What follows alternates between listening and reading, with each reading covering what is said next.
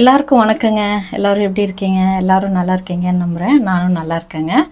பாருங்கள், நம்ம இன்டோரில் கருவேப்பிலை வச்சுருக்கேன். நல்லா பெருசாக வளர்ந்துருச்சு. ட்ரிம் பண்ணுற நேரம் வந்துருச்சு. நமக்கு சம்மரில் மட்டும்தான் இந்த மாதிரியெல்லாம் நம்ம பார்க்க முடியும். கருவேப்பிலை வளர்கிறதெல்லாம் வின்டரில் பார்த்திங்கன்னா வளரவே வளராது.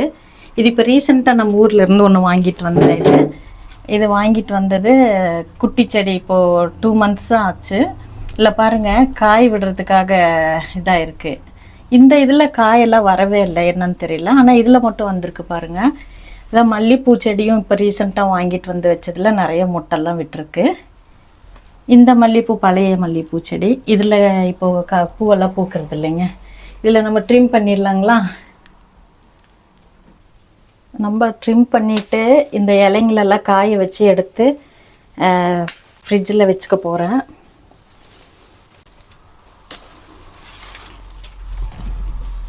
ஏன்னா நமக்கு வின்டரில் செடி பட்டு போயிடும். வெறும் குச்சி மட்டும்தாங்க நிற்கும்.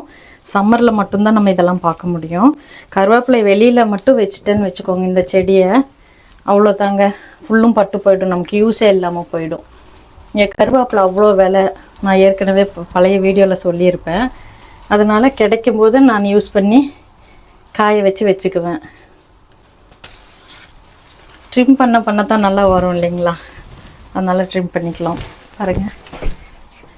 பாருங்கள், எல்லாம் ட்ரிம் பண்ணி விட்டுட்டேன். இதுக்கு மேலே இன்னும் நிறைய பிரான்ச்சஸ் எல்லாம் வரும்.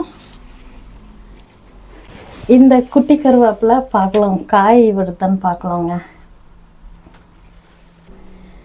பாருங்கள், இவ்வளோ கட் பண்ணி எடுத்திருக்கேன். இது நாங்கள் இங்கே கடையில் வாங்கினோம்னா எப்படியும் 2-3 பவுண்டு ஆகிடும் இது வாங்குறதுக்கு. இவ்வளோவும் நான் கட் பண்ணி எடுத்திருக்கேன். இதை நமக்கு யூஸ் பண்ணிக்கலாம் வீட்டில். பாருங்கள், எல்லாம் பறித்து முடிச்சிட்டேன். நல்ல ஸ்மெல்லாக இருக்குங்க. எல்லாம் இதை கழுவிட்டு நம்ம காய வச்சு எடுத்து பாட்டிலில் போட்டு வச்சுக்கலாம். வெயிலில் காய வைக்கக்கூடாது. இங்கே பாருங்கள், நம்ம வீட்டில் புது வரவு இன்டோர் பிளான்ட்டு. இந்த செடி பேர் என்னன்னு எனக்கு தெரியல. யாராச்சும் தெரிஞ்சதுன்னா கமெண்ட் பண்ணுங்கள்.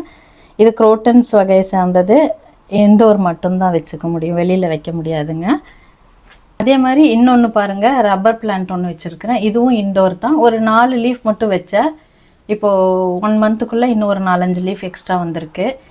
இதுவும் இன்டோர் பிளான்ட்டுங்க. சூப்பராக இருக்குது. ஓகேங்க, இன்றைக்கி அவ்வளோதான் வீடியோ. ஷார்ட் வீடியோ தான். உங்களுக்கு பிடிச்சிருந்துச்சுன்னா லைக் பண்ணி, ஷேர் பண்ணி, சப்ஸ்கிரைப் பண்ணுங்கள். ஓகேங்க, பாய்ங்க.